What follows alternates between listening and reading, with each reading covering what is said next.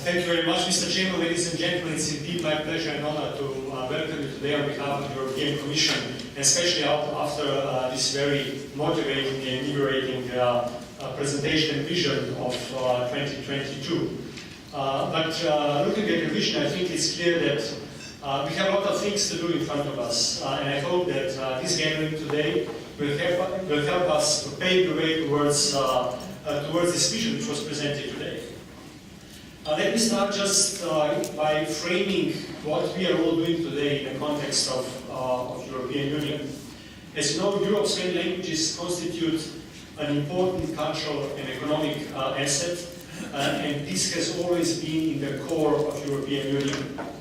In fact, in the very first act by creating the European Union in 1958, it was laid down the basic principles of multilingualism in the European Union.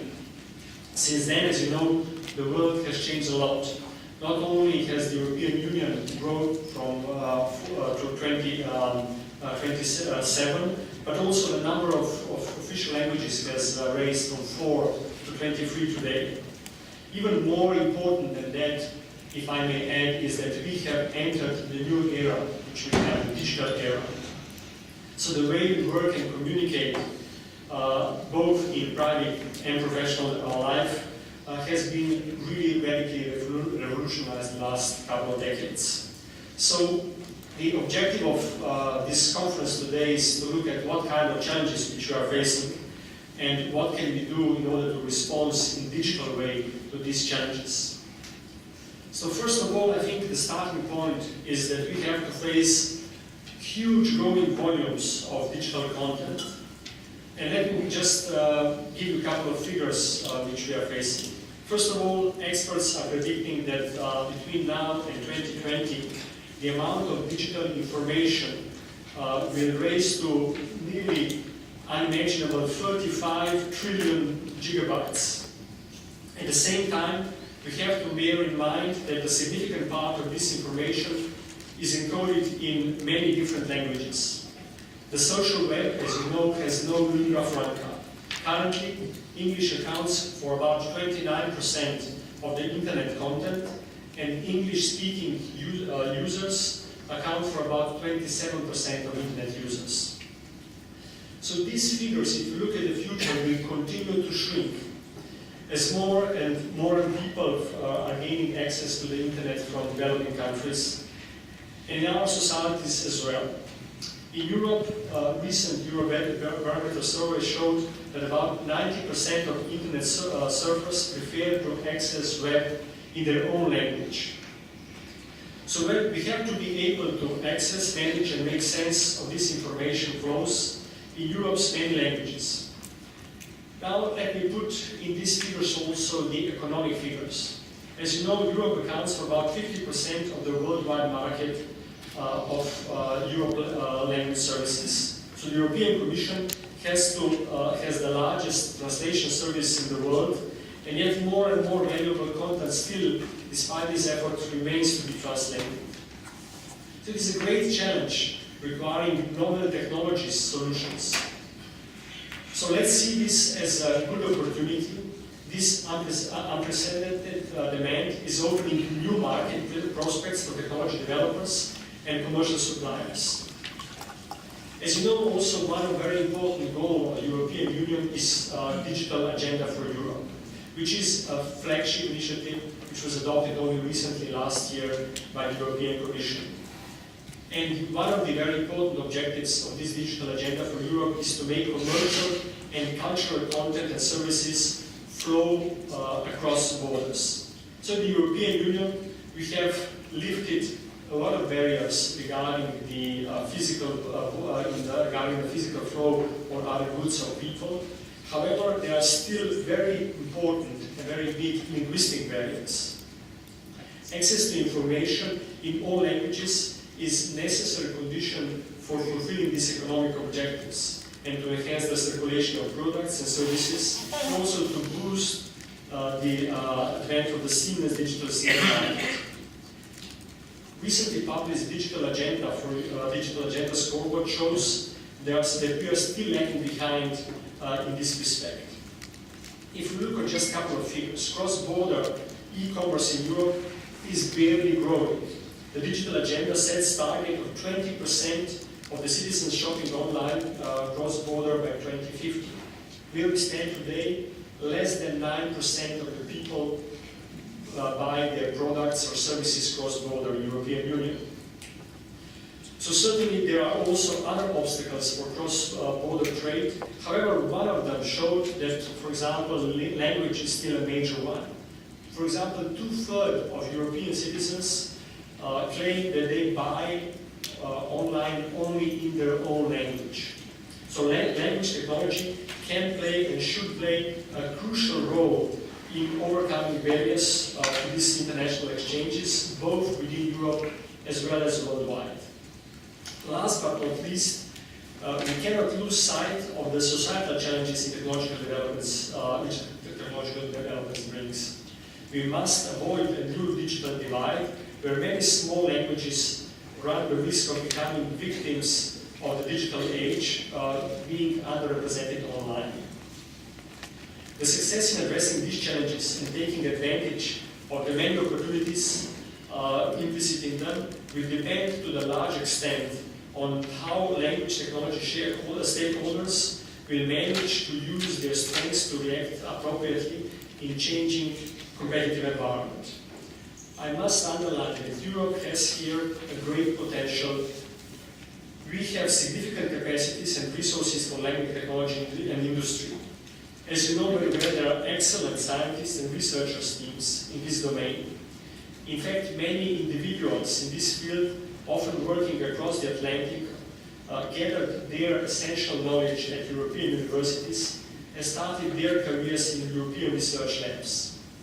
So the technology is developing and it's becoming cheaper, and language resources, the raw material for multilingual systems, are becoming more widely available.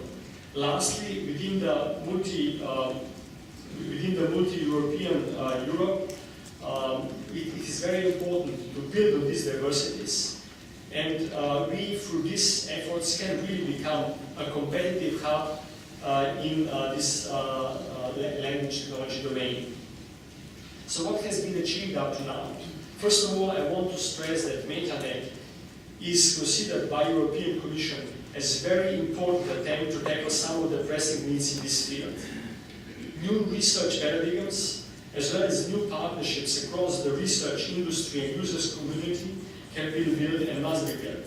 In that respect, MetaNet, the Multilingual Europe Technology Alliance, is forging one such alliance. Research is becoming more and more driven in this also by through real language technologies. Significant advancements cannot be achieved without the availability of high-quality linguistic data. There is a new awareness in emerging culture of pooling and sharing among different stakeholders. MetaShare, the exchange facility being built by MetaNet with the support of other projects, must help gather and reuse valuable linguistic resources. Trading, sharing, and exploiting data in order to produce novel technologies and services will continue to be a very important part of European research and innovation agenda. As you probably know, just recently we had the SME action on digital content and languages, and it will contribute to the emerging data economy and demonstrate that more and better data also mean better technology. First steps have been done, but also there is still a lot to be done in front of us. It is obvious that we cannot realize a major technology push by conducting several projects, one-off feeble actions. The only way forward is in more concrete approach. We need a strong vision and widely supported and compelling research agenda for the field at large. MetaNet can play a crucial role in delivering such a roadmap with the clear objectives, timescales, and outputs. We are very happy that one of these visions has been presented to us today. This conference could at the same time not be timely regarding looking at what needs to be done in the domain of research and innovation in Europe as well. As you know, we are now slowly wrapping up next 2 years the existing 7th framework program, And now, exactly in these weeks, we are shaping the future common strategic framework of Horizon 2020, as we will be calling it, which will start in 2014. We have to look in details what kind of efforts we need to support in this specific domain. For this purpose, various stakeholders groups have been consulting, and it is now the right point in time to make your voice heard in this discussion. The place of language technologies in the future European research and innovation landscape will depend heavily on the ability in the field to speak with one single voice. So what can European Commission do to help the field to achieve its goals, the goals which I have outlined earlier? First of all, as you know, the Directorate-General for Information Society and Media of the European Commission renewed its commitment to support multilingual technologies in 2008. Up to now, we have invested some 120 billion euros in different projects, either coming from the 7th Framework Program or from the Competitiveness Innovation Program. The growing response to the calls for proposals gives very clear evidence to us that there is an active community out there which is also proposing and preparing very important and very relevant ideas. By early 2012, we will have around 50 projects up and running, and we can also observe first results in this investment. The fact that this conference is taking place today is only one of them. The projects yield also some, what we can already say, success stories. I will mention in particular the Moses machine translator system, which is not only widely recognized in research circles, but it's also starting to get full commercial dimension as well. Talking about commercial exploitation, like other technology fields in Europe, language technology transfer and uptake in commercial products has not been sufficiently effective so far. We must therefore clearly intensify our efforts in this respect in the coming years. The European Commission wants to strengthen the dialogue with the business community by providing an open platform to address sector-specific problems with and by business players. As a first step, we need a better understanding of the needs of commercial developers and vendors. We definitely also want to encourage experimentation and innovative solutions by early adopters. We will also investigate how we can engage in a closer dialogue with the member states to leverage the efforts which are undertaken on a national level. The module which you have selected today for the conference is Solutions for Multilingual Europe. I strongly believe that Europe can strengthen its leadership in language technologies and deliver solutions which will benefit the European society and also the economy at large. The only way we can achieve this, however, is to combine efforts and build very strong partnerships with a variety of different stakeholders, from research, industry, users, and finally also public administrations, both at national and European level.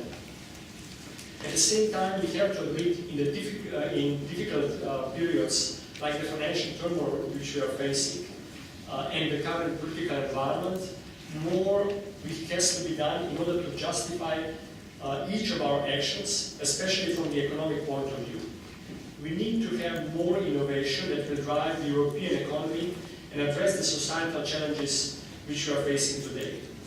I hope that this conference will help us address all these challenges. However, I hope also that Multilingual Europe Technology Alliance will help us that the digital future which we are building will be multilingual. Thank you very much, and I wish you a successful conference.